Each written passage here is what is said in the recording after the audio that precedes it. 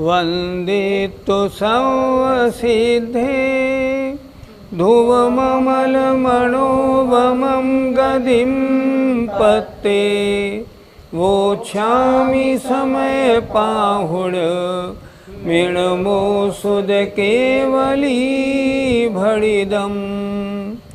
पंच परमेष्ठी भगवान की जय। समय सार जी में बंध अधिकार हुआ, मोक्ष अधिकार की चर्चा हो रही है।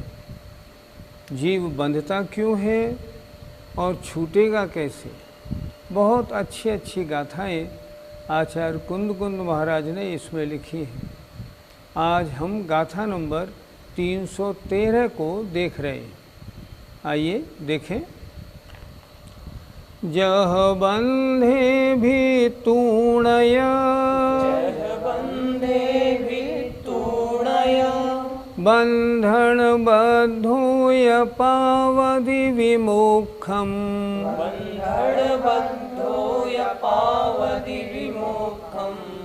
तह बंधे भी तूणय, जीवो संपावधि विमोक्षम,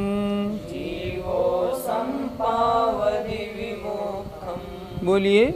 जह बंधे भी तूणया, बंधन बद्धोय पावधि विमोक्षम, तह बंधे भी तूणय, जीवो संपावधि विमोक्षम। आइए एक एक शब्द के अर्थ को ध्यान से देखेंगे। प्राकृत है, सरल भाषा नहीं। जब तक एक एक शब्द का अर्थ नहीं आएगा, समय सार जी की गाथाओं में आनंद कैसे आएगा। देखें। जह जैसे, बंधे बंधनों को, बंध को, भित्तूणय भेद कर, बंधन बद्धो बंधन में पड़ा कोई पुरुष, पावधि विमोक्षम मुक्ति प्राप्त करता है। कोई बंधा हुआ है, वो बंधन में पड़ा व्यक्ति है, बंधनों को भेद देता है तो मुक्ति को प्राप्त कर लेता है। बंधनों को भेदेगा तभी तो मुक्ति मिलेगी। नीचे की पंक्ति देखें। तह माने वैसे, उसी प्रकार, बंधे भित्तूणय बंध को भेद कर, अर्थात आत्मा के साथ जो कर्म बंध लगे हुए हैं इनको भेद कर, इनको अलग कर, आत्मा से कर्मों को दूर करके जीव भी संपावधि प्राप्त करता है विमोक्षम मुक्ति को। कोई बंधन से बंधा हुआ है, जब तक बंधन को भेदेगा नहीं तब तक मोक्ष मिलेगा कैसे। तो जब उसने बंधनों को भेद के अपने जेल से छुटकारा पाया, उसी तरह आत्मा अनादिकाल से कर्मों से बंधी हुई है। जब तक हम बंध को, कर्मों के बंध को भेदेंगे नहीं, तब तक जीव मुक्ति प्राप्त नहीं कर पाएगा, हमको मुक्ति नहीं हो पाएगी। समय सार जी अपने आत्मा की बात है। मैं स्वयं चिंतन करूं बंधन से बंधा पड़ा हूँ, मैं जानूं ये कर्म क्यों बंधे, अब इनसे छूटने का उपाय क्या है। जब मैं उपाय जानूंगा, उसके अनुसार आचरण करूंगा, कर्म बंध से छूट जाऊंगा, मुक्ति मिलेगी, आत्मा मेरा शुद्ध हो जाएगा। आत्मा के साथ जो मैल लगा हुआ था ना, वो मैल अलग अलग हो जाएगा। फिर देखें एक बार बहुत अच्छी तरह, जह माने जिस प्रकार, जैसे बंधे भित्तूणय, बंधनों को भेद कर, बंधन बद्धो, बंधन में बंधा हुआ कोई व्यक्ति, विमुखम पावदी, मुक्ति पाता है, मतलब बंधन से छूट जाता है। तह माने उसी प्रकार वैसे ही बंधे भित्तूणय, बंध को भेद कर, आत्मा के साथ अनादिकाल से लगे हुए इन कर्मों को दूर करके, भेद करके, अलग करके जीव भी संपावदी प्राप्त करता है, विमोक्षम, मुक्ति को। इसके अलावा और कोई मार्ग नहीं। पहले तो हम ये जाने कि आत्मा कर्म से बंधी क्यों, और जब जान लिया कि आत्मा इसलिए बंधी, तब फिर क्या करूं, बंधन से छूटने का क्या मार्ग है उसको मालूम करूं, ये बंधन मेरे हटे कैसे। और जब उनको मैंने जान लिया, तदनुसार अपना आचरण किया, बंधन अलग हो जाएंगे, आत्मा परम शुद्ध बन जाएगी। समय सार जी में यही तो बताना चाह रहे हैं आचार्य महाराज। वो कह रहे हैं पहले बंध को जान लो, मालूम पड़ा आत्मा गंदी क्यों हुई, कर्मों से बंध गई तो गंदी हो गई। वैसे है कैसी, है तो सिद्धों जैसी। मेरी और आपकी नहीं, हर जीव की आत्मा स्वभाव से सिद्धों जैसी है, पर वर्तमान में कर्मों से जुड़ी हुई, बंधी हुई होने के कारण मैली संसारी हो रही है। तो मैं कर्म के बंधन को जानूं, इनको भेदूं कैसे, इनको जानूं तो मैं कर्मों से पृथक होकर परम शुद्ध बन जाऊंगा। भावार्थ देखें, जिस प्रकार बंधन में पड़ा कोई पुरुष बंधनों को भेद कर मुक्ति प्राप्त करता है, उसी प्रकार जीव कर्म बंध को भेद कर मोक्ष प्राप्त करता है। पंडित जी, इन 3 गाथाओं में 3 शब्दों का प्रयोग क्यों किया? छित्तूणय छेद कर, भित्तूणय भेद कर, मुत्तूणय छोड़कर। इन तीनों शब्दों में अंतर क्या है? अंतर तो कुछ नहीं है, हैं तीनों पर्यायवाची शब्द। इनको छेदो, इनको भेदो या इनको अलग करो, तीनों एक ही थे तो हैं बिल्कुल। हम शांति धारा में क्या बोलते हैं? छिंद छिंद भिंद भिंद, छेदो छेदो भेदो भेदो, बात तो एक ही है। तीनों पर्यायवाची शब्द हैं, तीनों का अर्थ एक ही है, अलग करके, दूर करके, एक ही बात। पंडित जी, कर्मों को भेदने का तरीका क्या है? कर्मों को भेदना अर्थात मोक्ष प्राप्त करना, और मोक्ष का तरीका है सम्यक दर्शन ज्ञान चारित्राणि मोक्ष मार्ग। सबसे पहले सम्यक दर्शन हो, सम्यक ज्ञान हो, और फिर हमारा सम्यक चारित्र हमें प्राप्त हो। तीनों चीज़ें अगर होती हैं तो ये जो आत्मा के साथ कर्मबंध लगे हैं उनको भेदने का यही मार्ग है, दूसरा मार्ग नहीं। हम पहले आत्मा को जानें और फिर उस पर श्रद्धान करें कि शास्त्रों में आत्मा के बारे में जो भी लिखा है वास्तव में मेरा स्वरूप यही है, और ऐसा मानकर फिर क्या करें, फिर आत्मा में लीन हो जाएं। निर्विकल्प स्वसंवेदन ज्ञान ही मार्ग है और कोई मार्ग नहीं। उसके बिना आत्मा और कर्मों के अनादिकालीन बंध को भेदने में कोई समर्थ नहीं। अतः रत्नत्रय में लगें और निर्विकल्प स्वसंवेदन ज्ञान में लीन होकर इन कर्मों को आत्मा से अलग कर दें। पंडित जी, निर्विकल्प स्वसंवेदन ज्ञान कितने प्रकार का होता है? निर्विकल्प स्वसंवेदन ज्ञान आचार्य जयसेन महाराज ने 2 प्रकार का बताया है, एक सराग और एक वीतराग। चौंकिए मत, निर्विकल्प स्वसंवेदन ज्ञान भी सराग होता है और वीतराग भी होता है।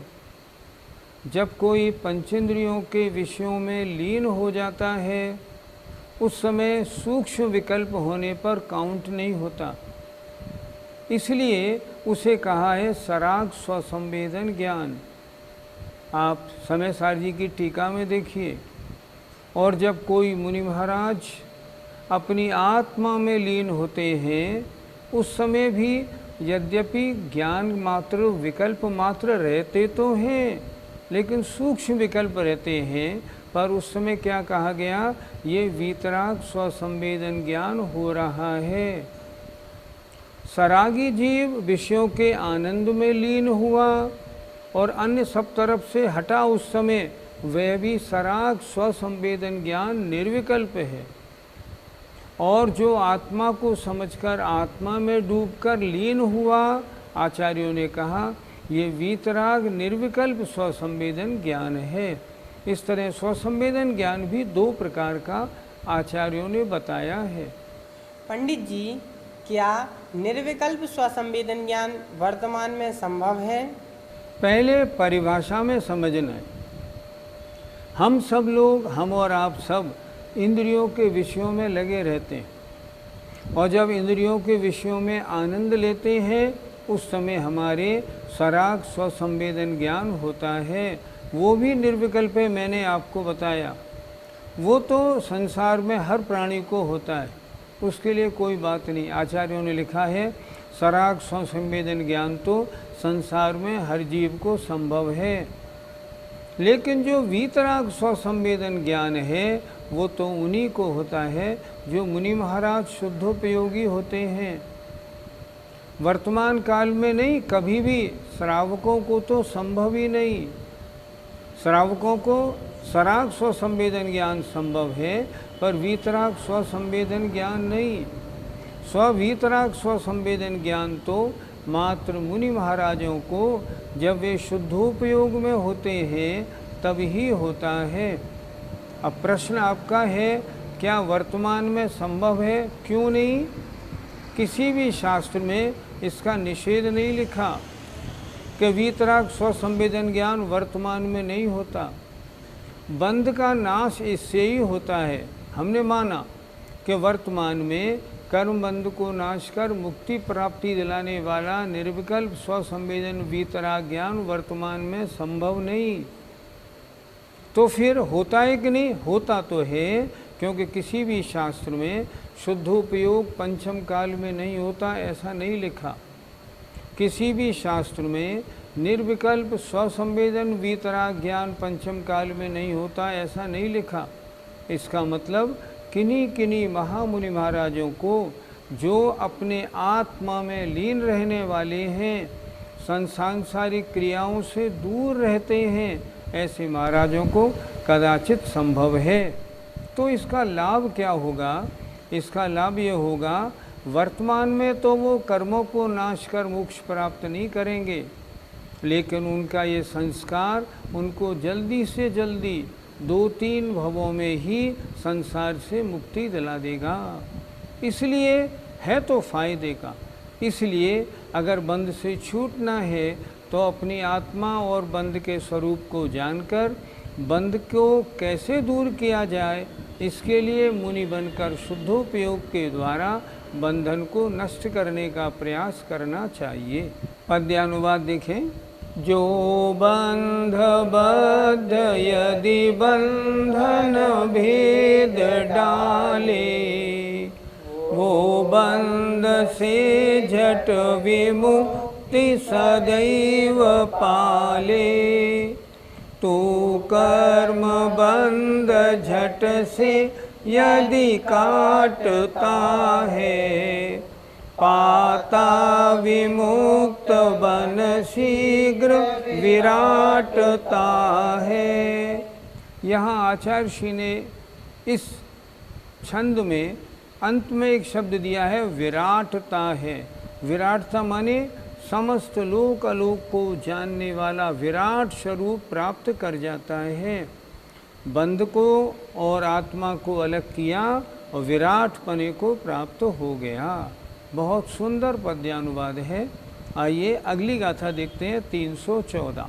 जह बंधे मुतुणय बंधन बद्धोय पावति विमोक्षम तह बंधे मुक्तूणय जीवो संपावति विमोक्षम।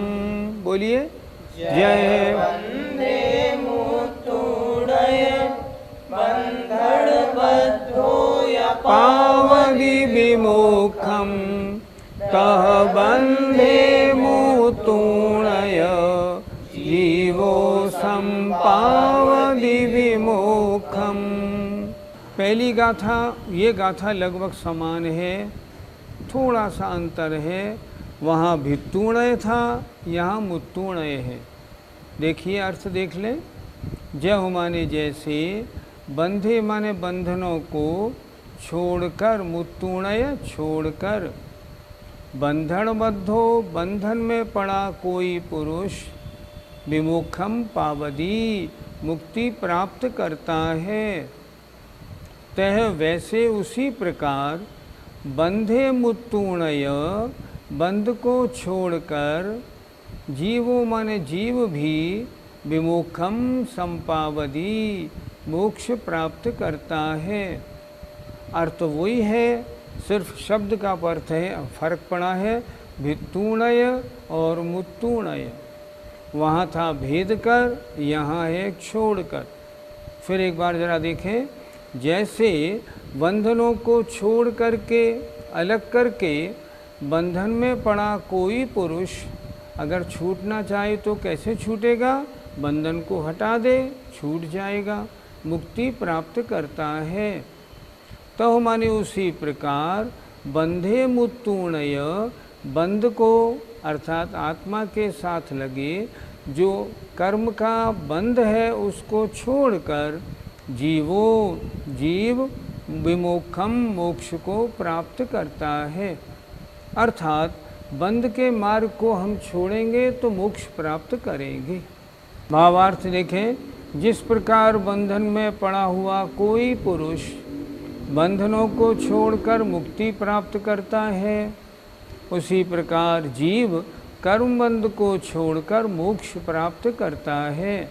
इसको कर्म बंधन को छोड़ना माने अपने से पृथक करना। कर्म बंध को पृथक किया और आत्मा को मुक्ति मिली। पंडित जी, जब एक ही शब्द से बात पूरी हो जाती है तो आचार्य ने 3 शब्द क्यों कहे? प्रश्न बहुत अच्छा है। छेदो, भेदो, छोड़ो, बात तो एक ही है, 3 शब्द क्यों कहे? तो यह आचार्य कुंद महाराज की जो टीकाएं हैं उनमें आचार्यों से जब किसी शिष्य ने प्रश्न किया है महाराज 3 शब्द क्यों कहे, तो आचार्य ने उत्तर दिया जो काम की बात है उसको आचार्य बार बार कहते हैं। आप लोग हमारी क्लास में पढ़ते हो ना, तो हम भी तो आपसे कहते हैं सुनी कि नहीं सुनी? हाँ सुनी। सुन ली ना? हाँ सुन ली। जो बात काम की होती है वो बार बार कही जाती है। दूसरी बात आचार्य ये भी जान रहे हैं चाहे कितनी बार कह लो फिर भी हम सुनते नहीं।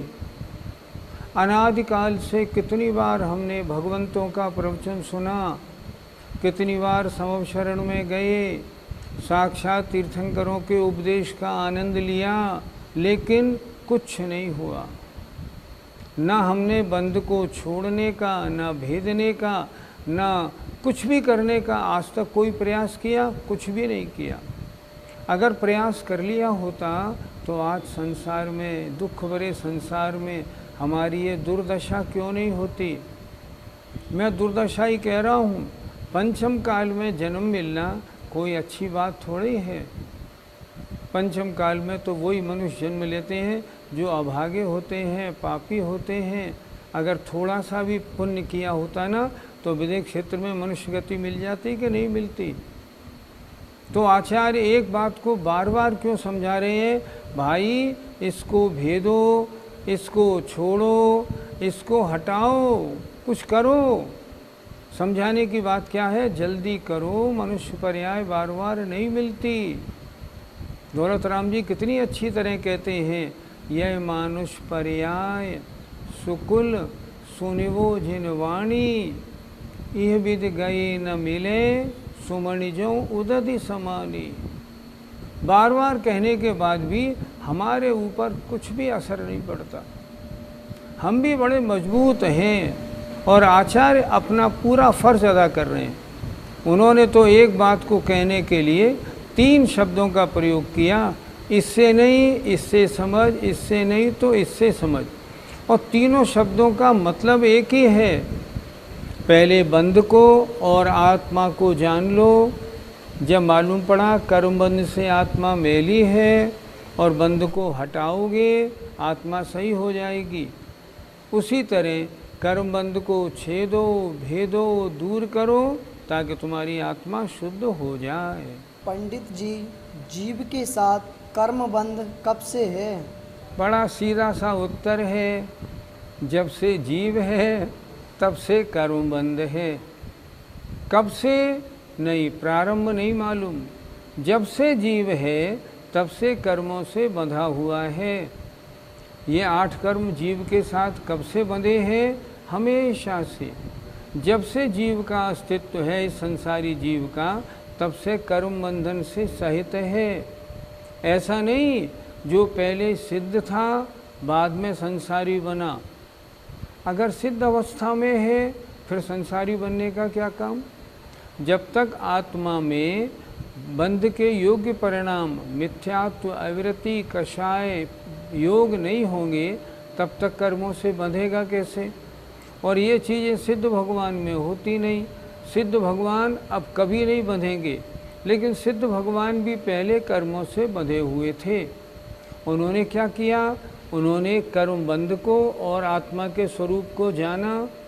जानने के बाद उन्होंने निर्णय बनाया कर्मबंध आत्मा से छूटे कैसे। और जो जिनवाणी से सुना उस जिनवाणी की बात सुन के उन्होंने तदनुसार आचरण किया।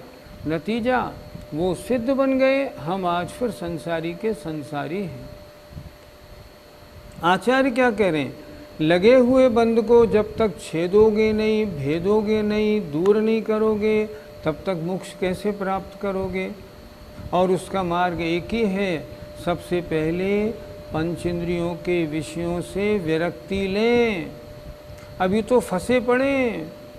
हमारे पास पंचेंद्रियों के विषय और 5 पाप लदे पड़े, इनसे ही नहीं छूटते।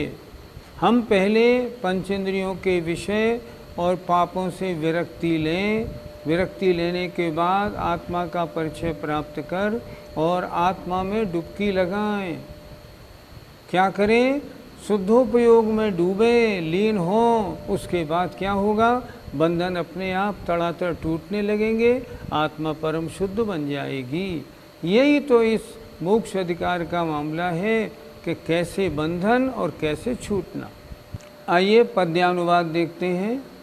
जो पाश से कसो बंधा यदि पाश छोड़े, तो पाश से झट विमुक्ति नितांत पाले। तू कर्म बंध झट से यदि काटता है, पाता विमुक्त बन शीघ्र विराटता है।